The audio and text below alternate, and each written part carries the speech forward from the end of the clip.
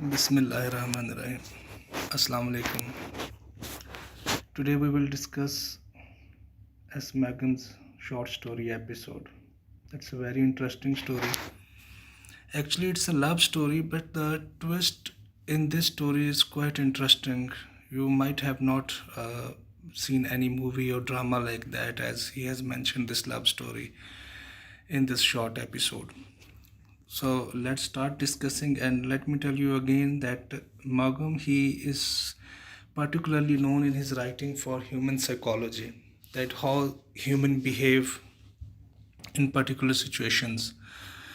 So let's start with this again in this episode short story. He's again telling us about human psychology, that how we behave when we are in love or when we hate or when we are fed up of something. So let's start how this summary or this story is about.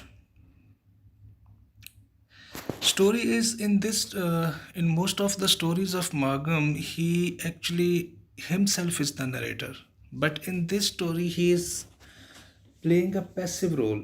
Like the story which he is telling us, it's not faced or encountered or experienced by the author himself, but experienced by Ned Preston. Ned Preston, the first name I have written here, is the name of friend of author. Ned Preston, he is a well established person, not very rich, not very poor, but he has so much wealth that he doesn't need to do any job or any sort of work. So what Ned Preston do? He is a kind of a social worker for prisoners. Like he frequently visits jail, he meets the prisoners, he talks to them, he takes their messages to their families, then he brings messages from their families to them. So actually he makes them, alive and a kind of in fact he is himself not a criminal. He has never committed any sort of crime, but he is involved in this social activity. It's a kind of social welfare. So and it was quite common in those days in England. So Ned Preston was doing it. So he had experienced, Ned Preston, this person, he had experienced many stories in prison. Once he was telling us, when this author is sitting, he says that it was a group, he was telling us the stories of the prisoners. And the story, he starts a short story. He says that once a person, he was a habitual criminal, and every time whenever he was taken to court, his wife appears, and she gives a statement, she gives and takes an oath that at the crime place her husband was not present there. So almost in 3 to 4 cases she has saved her husband. But in one of the cases, when the court, her husband was under trial, and the judge asked her to come into witness box and tell the court that where her husband was when the crime was committed. And the criminal, her husband, he was quite sure that his wife would save him. But to his surprise, his wife, clearly, she negates that she knows him. Like she actually says that she doesn't know anything about the case. So in this way, her own husband was sent to jail. So this was a kind of a funny story that Ned Preston had told to the group of people who were sitting there, and author was also one of them. So while talking about such short stories, narrator says, this author, he says that Ned Preston has told us a story that I want to tell you all. Now here our story starts, this episode. So he says this Ned Preston, my fellow, he was a common visitor to prisoners, and he's told me a very interesting story that I want to tell you all. And he is trying to justify exactly as it has been told by Preston. So author says that there was a boy, his name was Fred Manson. Fred Manson was a very handsome boy, I mean tall handsome, his styles quite appealing, and he had not fallen in love with a single girl, so he keeps on changing his girlfriends. Like you can say that he was a kind of playboy, and he was very attractive for ladies, apparently. And his duty was the job which he was doing, that was to deliver letters, like he was a postman. So what happens one day, this Fred Manson, he was delivering his letters in a street. Suddenly a girl came running to him, and she said that, take this letter, I want you to post this letter because it's very urgent. When Fred looked at the girl, she was really very pretty, and he was impressed. And because he was habitual to impress girls, he passed a beautiful smile to her, but she didn't notice. Now they had a conversation, like a general conversation. He's asking her that you are a very beautiful girl. She says to him that she says thanks to him, and then he again try to show her that he's a handsome boy, that she had also noticed, but she uh, gives an impression that she doesn't care whether he is handsome or not. So after a short discussion, their meeting is over. This postman Fred, he is gone. In the very next day, he comes again back to the street. He looks for the girl, and she was not there. After that, after 2 3 days, he came across to see her again, and both of them they met. And he said that, I want you to go along with me to some theater or to watch, a drama or enjoy outside. First she refuses and then she accepts. She says it's all right. Now the name of the girl is Gracie Carter. About Gracie Carter is a student. She is studying in London University, and her father is a businessman. She belongs to a well established family. But she is quite impressed from the looks of this Fred Manson. Both of them they start going somewhere, spending time, but they it is mentioned in the story that they did not cross their limits.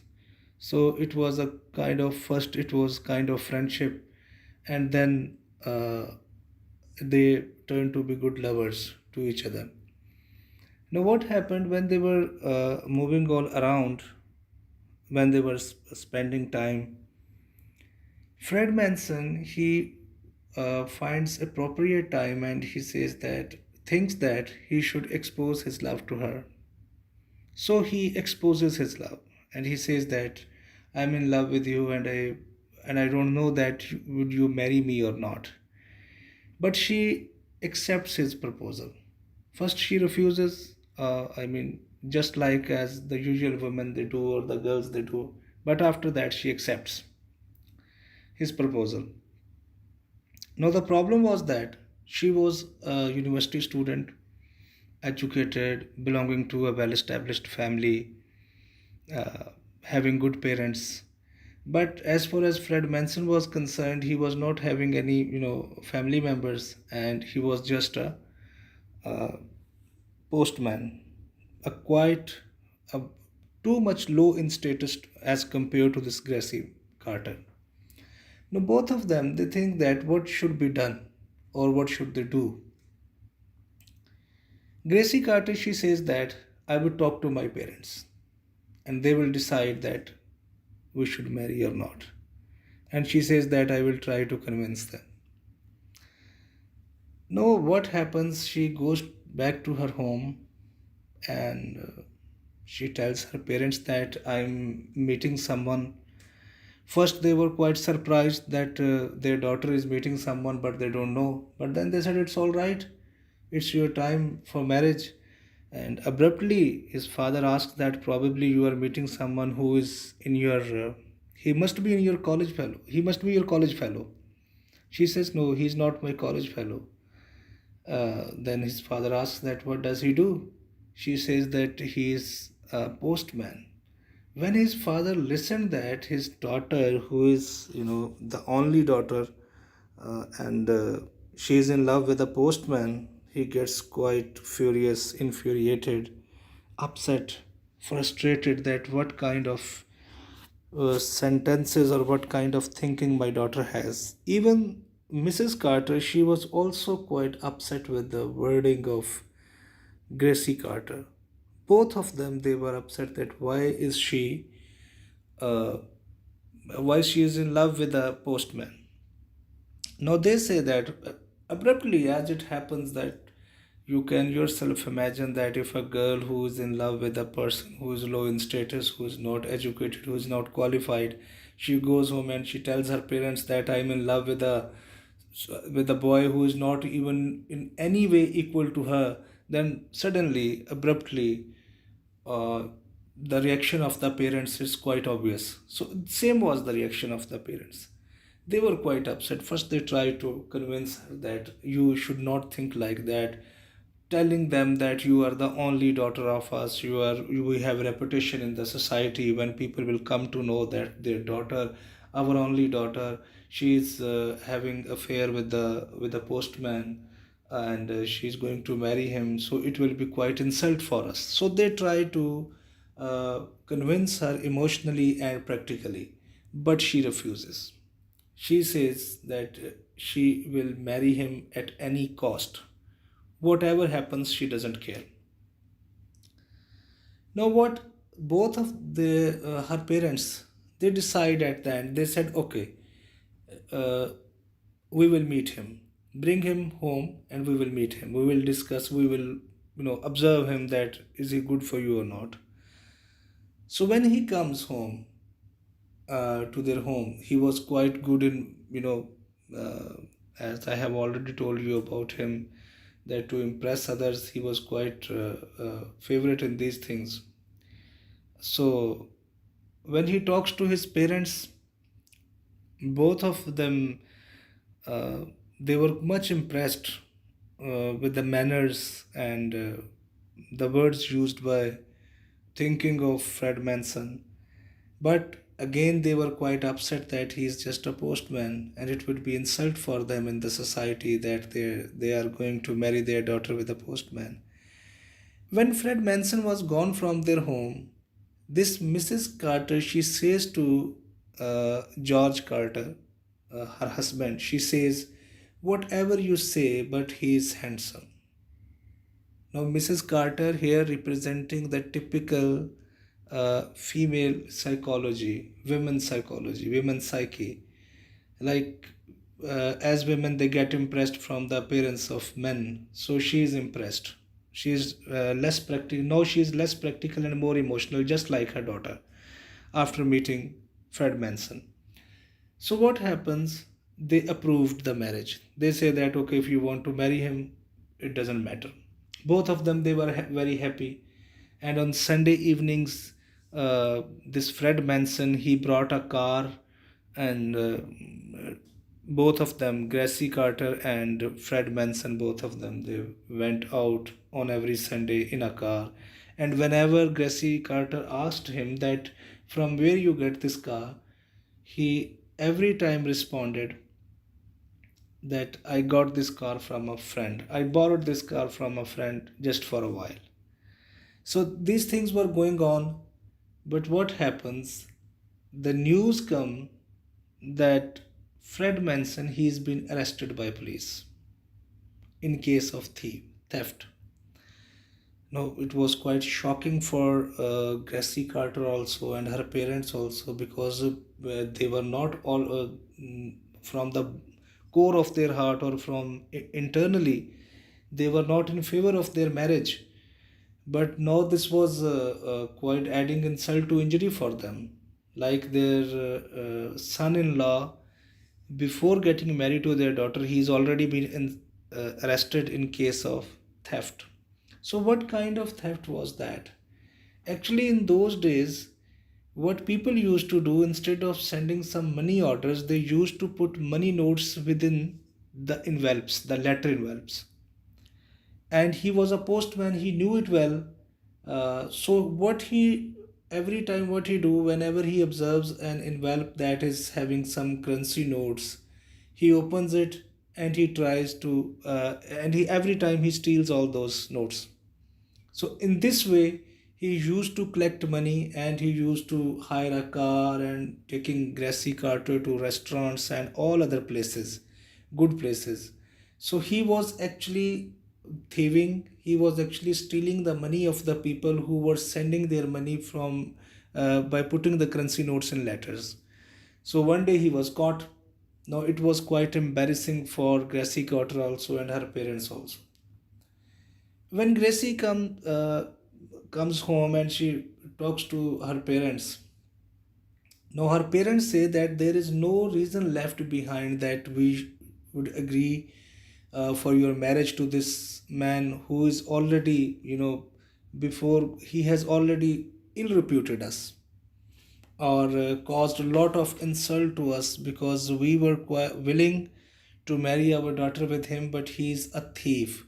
So once is a thief, we cannot marry our daughter with such a person, such a criminal.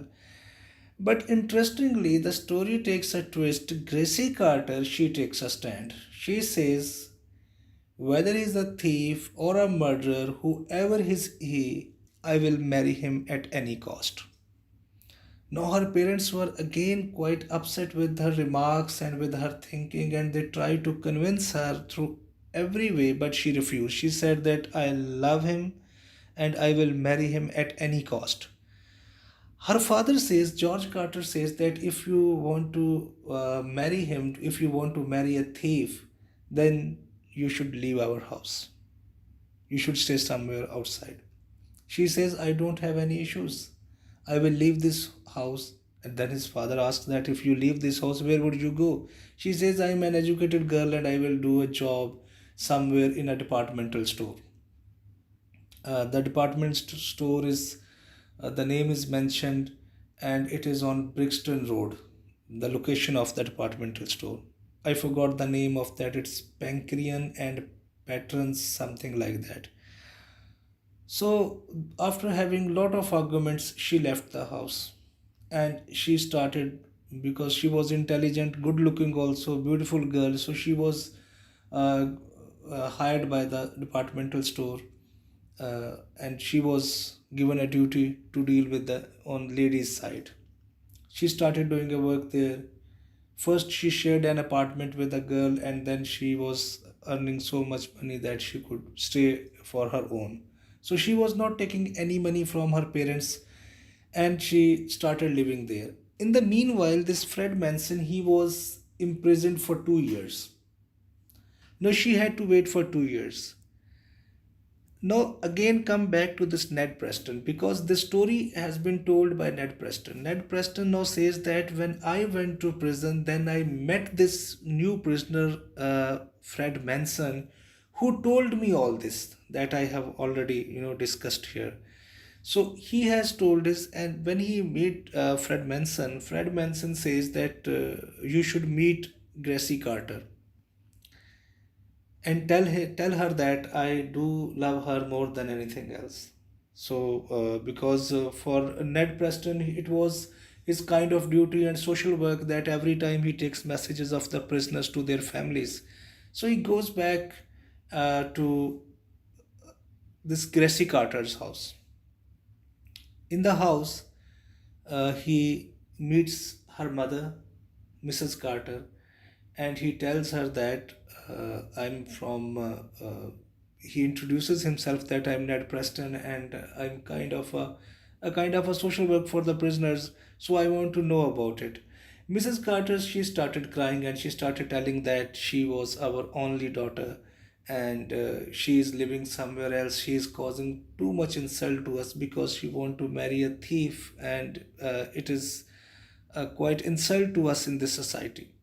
So she 2 or 3 times she just breaks into tears. But Ned Preston says that have you ever called your daughter to come back home or to stay with you? Then her mother, Mrs. Carter, says that yes, we went to her, we talked to her, and we wanted her to come back, but she is not willing. She said that she would only come back to home if they accept Fred Manson as their son in law, or if they arrange her marriage to Fred Manson. Otherwise, there is no chance for Gracie Carter to come back. So, in this way, Gracie Carter is still living outside, not living in her house, and waiting for Fred Manson to come back. Now he goes back, Ned Preston, and he tells everything to Fred Manson. And Fred Manson, he was quite, excited that she still loves him. And now he got address of Gracie Carter from her mother. He goes there. He tells her that I have come from, a jail, and Fred Manson had sent me a message for you. She was quite excited. You know, with excitement, she called him. Both of them, they talked, and Ned Preston tells everything to her, that he loves you more than anything else. And she also expresses same feelings to Ned Preston, and she asks her that deliver my message to him. And she also says the most important sentence, emotional sentence, you can say, again a type of human psyche, as we are when we discuss about maugham. So she says that go and tell this Fred Manson that it's not a matter of 2 years. Even if he doesn't come back for 20 years, I will wait for him for more than 20 years, or for 20 years. And after that, I will not marry anybody else. I will wait for him not only for 2 years, but ready to wait for 20 years. So this was quite a highly emotional sentence that Ned Preston has listened. So he goes back, he tells him. In the meanwhile, the conduct of Fred Manson, or behavior of Fred Manson, was quite good in the jail. So his punishment was reduced to 1.5 years, or 1.5 years. So 6 months punishment was reduced. Now they were quite excited. Fred Manson, he was also waiting that how to when to go back, come out of jail, and to meet Gracie Carter and marry. In the meanwhile, Gracie Carter, she had arranged a house of 2 rooms. Now she is earning much, and she is in a position to afford a good house, and she is waiting for him to come back.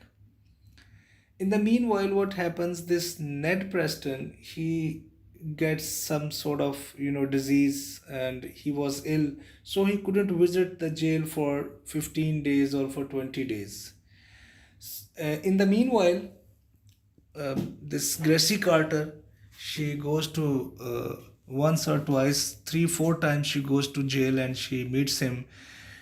But when somebody goes to a jail to meet a prisoner, so every time there is a policeman standing there, or you cannot have any secret conversation with the prisoner. So in this way, both of them, they felt so much embarrassed for each other. So Fred Manson asked Gracie Carter not to come in jail again. So wait for me till I come out of jail. She goes back. In the meanwhile, when Ned Preston, he gets well after almost 15 days, uh, then he goes again back to prison, and he meets Fred Manson. When he goes into the jail and he says that I want to meet Fred, the superintendent of jail, he says that he is somehow changed. Who is changed? Fred Manson. He says, the jail superintendent, he tells Ned Preston that the prisoner named Fred is, behaving awkwardly, or his behavior is utterly changed, completely changed. So author Ned Preston, he goes there. When he looks at him, he says that, she still loves you a lot, and she is waiting for you to come out. But Ned Preston says, I was shocked when I listened this response from Fred Manson. Fred Manson says that, go and tell her that I am not going to marry her anymore. I will not marry her. When he listened this sentence, he was quite astounded. He was quite, astonished that how can Fred Manson say that I'm not willing to marry her? What happened actually in those days? So he tries to ask him to Fred Manson that why are you saying so? Because there was too much a long story between both of you, and she's been waiting for you outside. You are here. She has left her parents for you, and why are you saying that you will not marry her? He says, I'm death sick of her. Death sick of her means he says that I've been thinking of her for past 1.5 years, and too much thinking. Uh, she's always has remained in my mind, but now I'm no more ready to accept her. She has already obsessed my mind a lot, so I'm not going to marry him. When he said that, now the author says when Ned Preston said this sentence, that he said that I'm not going to marry her and I'm death sick of her. So everybody who was listening the story, they started laughing. In the meanwhile, the author and Ned Preston, they both started walking in the street. When they were walking in the street, author asked Ned Preston that it was not only the end of the story. So what do you think? Ned Preston says, I don't know, but he was too much obsessed with her love and thinking over and over again about her. It has made him so frustrated and so much obsessed with his own thinking that he just, psychologically, he wants to get out of this love to spend a normal life. Now, author, he gives his opinion also. He says that he might be true because once a person he starts thinking over and over again all the time about one thing, it makes us mentally sick. So when you are mentally sick, you take big decisions. In this way, from emotional life he has come back to practical life. This was the discussion between Ned Preston and author. Now author asks her that what about Gracie Carter? Did you meet her? Ned Preston says that yes, I went to her and I told her that what has happened. First, her color was white and she was not that much upset. She was just, as he says that as I told her, her expressions were saying that a kind of, she was already expecting something like that. That if it happens, it doesn't matter. The writer mentions in the story that it was for her that she has missed one train and she has to wait for the next one, and that's it. And here the story ends. So this was the story episode. Now let us discuss about its analysis. This sentence, imagination's an odd thing. It dries up. I suppose thinking of her incessantly all that time, he'd exhausted every emotion she could give him, and I think it was quite literally true. He'd just got sick to death of her. He'd squeezed the lemon dry, and there was nothing to do but throw her in. So, this was the sentence spoken by when Ned Preston and author, they were discussing at the end of the story that what happened actually to Fred Manson. At that time, author says these lines. He says there too much imagination. This is actually the soul of the story, the psychological analysis of human nature. When you are all the time you are thinking about one thing, you just become dries up because there is nothing static in human life. If you start thinking only about one thing all the time, it will make you mentally sick. Like if you start thinking about, if you watch a movie and you start thinking over and over again about the movie for constantly 6 months or 1 year without thinking anything else, it will simply make you mentally ill or mentally sick, and you will yourself try to come out of it. So he says that he would quite thinking of her incessantly means continuously, constantly. So every time he was thinking of her, and all her emotions, his emotions, they were dried up. So too much thinking, he has analyzed, Fred has analyzed that I have already thought about her a lot and there is nothing left behind. So let's leave it. And he's again giving this example that when you have squeezed a lemon, so what is left? It's only the cover of the lemon that is to be thrown away. When your emotions are dried up, your emotions, your mind is filled, your mind is not accepting something with, because you have already thought about it a lot. So psychologically we are not in a position, or a human is not in a position to accept it emotionally. And what was this was sentence about thinking about Fred Manson, and the second, it seemed she had missed one train and had to wait for the next. And this was the analysis about uh, Gracie Carter. So both of them they agreed. So here we come to, if we conclude it, this story, or if we analyze it, you can say that it is a comparison between emotional thinking and practical thinking. Before you, as a story it progresses, it's quite astonishing that a girl who is having, too much educated girl, she is belonging to a very good family, she doesn't need to marry just a postman. I mean, if that's friendship is concerned, that's okay, but to marry a person, it's a bit emotional. But she is showing too much emotions. Even she left her house. That is quite difficult for a girl, even in those days. In this story was written. Now, most of the times when students they read the stories, so they start making comparison of Western society with that of Pakistani society. So most of the times these things happen in Pakistan, but they happen in another way.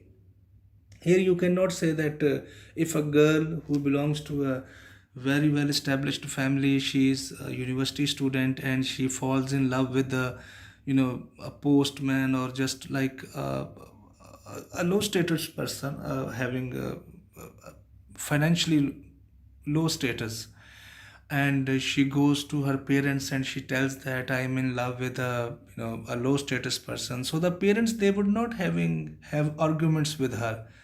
They will receive her with some kicks, slaps, and some bloody abuses. Parents in Pakistan, they do not indulge us in conversations and arguments. So their hands speak a lot when these things happen in our society. So things happen in our society, but they happen in another way, in quite funny way and in quite dangerous way. But because there is augmentation, she left the house. She goes there too much emotional in love, and she, when she says that I'm ready to wait for 20 years, it's quite interesting that how a girl can be ready to wait for someone for 20 years to pass her whole life. She waited for 1.5 years. It was quite emotional, leaving her own home. Even this person, Fred Manson, he also says that whatever I did, if I have stolen someone's money from envelopes, I did all for Gracie Carter. And Gracie Carter, she justifies his theft in front of her parents, that he did everything for me. And he also claims that whatever I have done for her. And she believes. But here she is emotional, and writer is not also telling us, because crime has no justification. If Because when Fred Manson, he was asked that why did you do it, he says to Gracie Carter that I did it for you, because I wanted you to drive in a good car, I wanted you to take to good restaurants, I didn't have money, so I find it a good way that to steal money from envelopes and spending on you. So she was impressed that whatever he did for me. This was a crime. Here, apart from this psychological analysis, one thing everyone keep in your mind, that crime has no justification.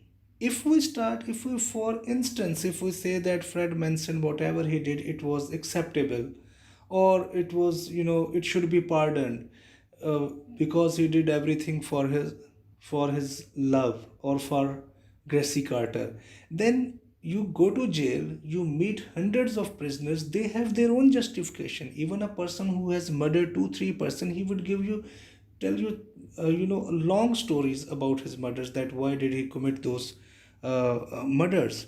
So everyone has a reason behind it. So if we start justifying crime, then there is nothing left practical, nothing left emotional.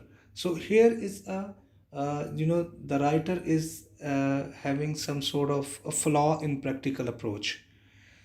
So emotional, both of them, they were emotional, they were extremely emotional, but the climax of the story is quite astonishing, quite interesting, because at the end no one is expecting that suddenly, without any reason, without any genuine reason, Fred Manson would say that I will not marry her, and she will say that for her it's just that one train is missed and second is coming. If this was their thinking, that was their thinking, then what was the use to waste 1.5 years and all the time, and she was having too much quarrel or fight with her parents. So this is psychologically, once we, this is just you can say, when we start moving with specific framework of mind. When we talk about love, we start thinking about our beloved, we start, over and over again, we become too much obsessed of thinking. It makes us mentally sick. And everyone who, those who are, wants to change their lives in, when they are in such situations, they get only two ways: either they finish themselves or they come out just changed person. So this Fred Manson and Gracie Carter, they come out changed person instead of being, giving harm to their lives or giving harm to others or doing anything that is unacceptable. So here, human psychology has been told by the writer, that once we start thinking about one thing all the time, it is never a good idea, because at the end we will suddenly change and we will simply laugh at our previous acts, whatever we have done.